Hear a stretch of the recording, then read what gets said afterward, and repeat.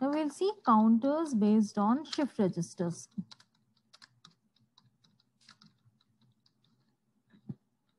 Now the first counter which we are going to see based on shift register is a ring counter.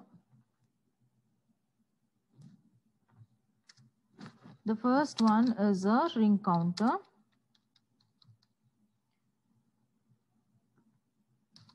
Now what happens in a ring counter? A shift register with the serial output is connected back to the serial input. So ring counter, shift register with serial output is connected back as input.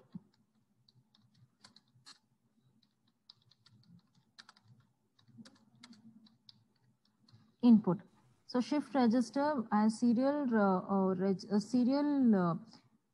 output connected to the serial input is called as a shift register counter. So ring counter, let me draw a 4-bit ring counter using D flip-flop. It is all these counters will be D flip-flop based only. D flip-flop because we are giving data inputs. So let me take D flip-flop, 4-bit I told. So I have a D flip-flop, 2, 3 and 4. So I have a clock pulse, single clock pulse. So this is the clock what I am taking. The shift registers is designed, all shift register probably will be designed using D flip-flop only, because D is the only flip-flop which is capable of the transferring the data on each and every clock pulse.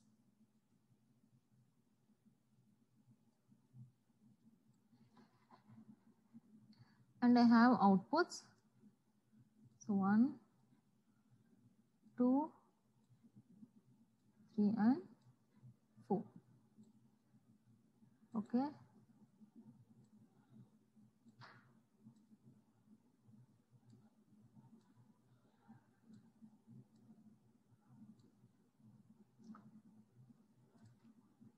So here let me make this as QA.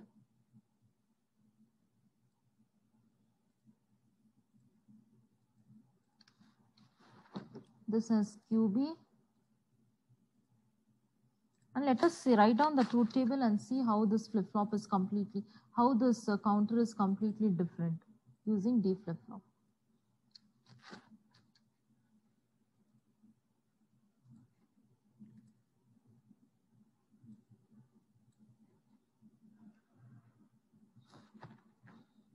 Now what happens? This shift register means output of the first flip-flop is connected as input to the next flip-flop. Output of the first flip-flop is connected as input to the next flip-flop. Now let me give one input. So I'll take D as the input over here. I'll give this input. Okay. Let me make it as 1. When I make D as 1, let me clock it. During the first clock cycle, QA is 1. During the second clock cycle, whatever was 1 over here, QA, it has moved to QB. Whatever, see, still I have D as 1, so this 1 is moving over here. During the next clock cycle, what was there in QB has moved to QC because it is a D flip-flop. What was there in QA is moved to QB and D input is equal to QA. During the next clock cycle, it is QD. Now what happens?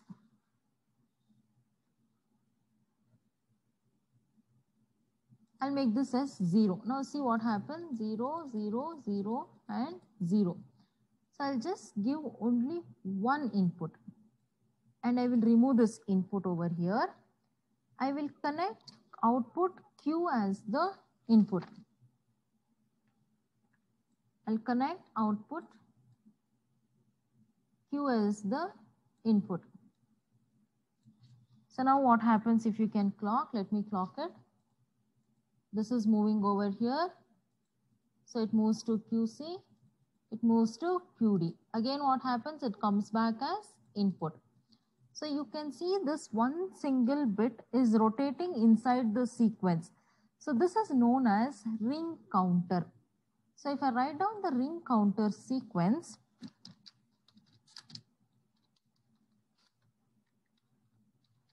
If I write down the ring counter sequence, I have QA, QB, QC and QD as the input. During the first clock cycle, okay, here I will write clock pulse. Initially, 0th clock pulse. What happens? Everything was 0.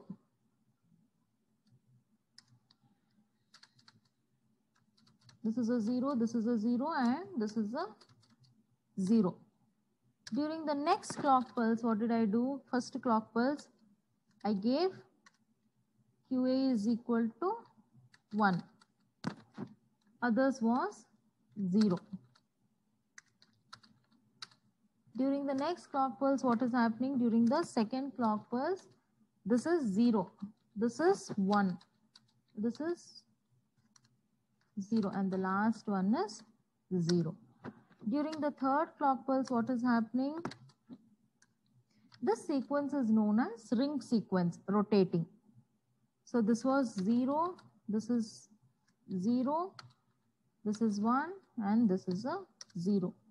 During the next clock pulse, this is 0, this is 0. So we had the 4-bit sequence.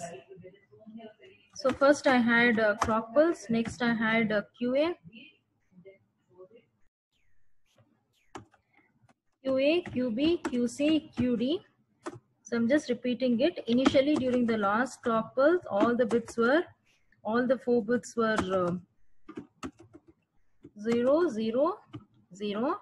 During the first clock pulse, I introduced a 1. During the first clock pulse, I introduced a 1. So the remaining bits are zeros. This clock pulse 1 is not the 1. 1 is the data. During the second clock pulse, this was 0. This 1 moved. Again, this was a 0 and this was a 0. During the third clock pulse, this is 0. I have a 0. I have a 1 and a 0. During the fourth clock pulse, it was 0, 0, 0 and 1. Now what happens during the fifth clock pulse? During the fifth clock pulse, this 1 comes back to QA and the other bits will be 0, 0, 0. This 1 is rotating in the form of a ring. Hence the name ring counter. Now the second sequence what we are going to see is a Johnson counter or the twisted ring counter. Now what happens in a Johnson counter or a twisted ring counter? So just I will write the truth table. This will be 1. You can see the difference in the truth table. It will be 1, 1 and this will be 1. Working, will come to the working later. First we'll see the truth table. This is 1, this is 1. Again this one comes over here. So I will have a 0 over here. And the remaining bits will be 1, 1 and 1. During the sixth clock pulse, this will be 0, 0. And here it's 1 and 1. During the seventh clock pulse,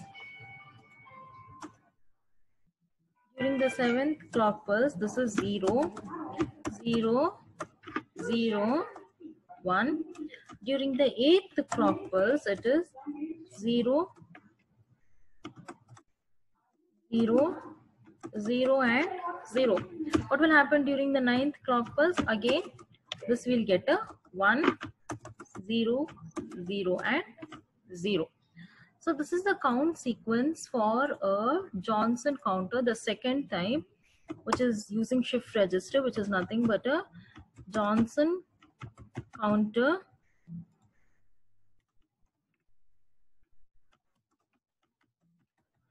or the twisted ring counter.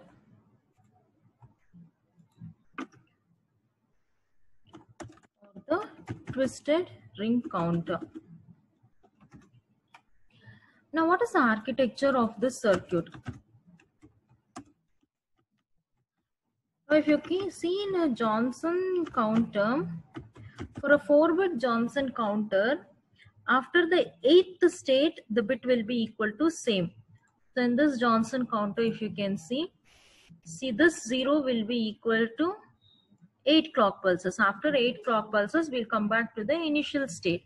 Whereas in a ring counter, we came back to the initial state at the 5th clock pulse itself. That is one difference between Johnson counter and the ring counter. Now if you build the circuit, this is using shift registers. So shift registers are built using D flip-flops. What is the shift register? We'll see in the next session. So 4-bit Johnson counter. Again, I'm showing a 4-bit Johnson counter.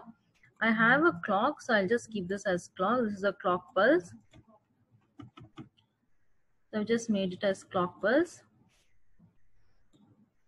And what happens? The same clock pulse goes to all the flip-flops. Although we have asynchronous inputs over here, we have enable, preset and reset as the asynchronous inputs which are already available in the circuit. So we can see I have enable, preset and reset, asynchronous reset. I'll not be using that as of now. Without that, I'll be showing you the structure. Then what about the input? So I just give an input. Oh, okay, I don't require an shifter. So now what happens? I will be connecting QA to QB, QB to QC, QC to QD, and QD bar to QA. In the ring counter, we connected QD to QA, but here we are going to connect QD bar to QA. And next we have the outputs. So I have the outputs. This is QA, QB, QC, and QD. I have the outputs. So here, this is QA, this is QB, this is QC, and this is QD. So now at which state is my QD is equal to 1. So let me change the clock pulse. So now it is 1 0 0 1. Next, it is actually 1 1 0 0. So whereas 1 1 0 0, we'll be having 1 1 0 0. Next state, if you can see, it is 1 1 1 and 0. So 1 1 1 0. Next state, it is all ones, 4th clock pulse. Next state, it will be 0 1 1 1, which is nothing but the 5th clock pulse we have in the 5th clock pulse. Then if I continue, it is 0 0 1 1, 6th clock pulse, 7th clock pulse, 0 0 1, 8th clock pulse, it is equal to 0. So actually this is, don't get confused, I've connected it to Q bar. It is actually to Q. So you can see it is perfect. 0 0 1. So 1 1 0 0, second clock pulse. Third clock pulse is 3 1 0. Fourth clock pulse is all 1. Fifth clock pulse, the first one becomes 0. Sixth clock pulse, second one becomes 0. Seventh clock pulse, this becomes 0. And the last one becomes 0. Why is this like this? See, this is 0. So if I give the next clock pulse, Q is 0. What is Q bar over here? If you can see, Q is 0. What is Q bar? Q bar will be equal to 1. So 1 will be going as input to the D flip-flop. So during the next clock pulse, that 1 will be available as the output. Next, during the next clock pulse, again, the 0 over here, near Q bar, I have 0. So 0 complemented will be equal to 1. So 1 comes over here, output of the first flip-flop. Whatever was 1 is given as input to the second flip-flop. The output of the second flip-flop will be a 1. So this is how a Johnson counter or a twisted ring counter works.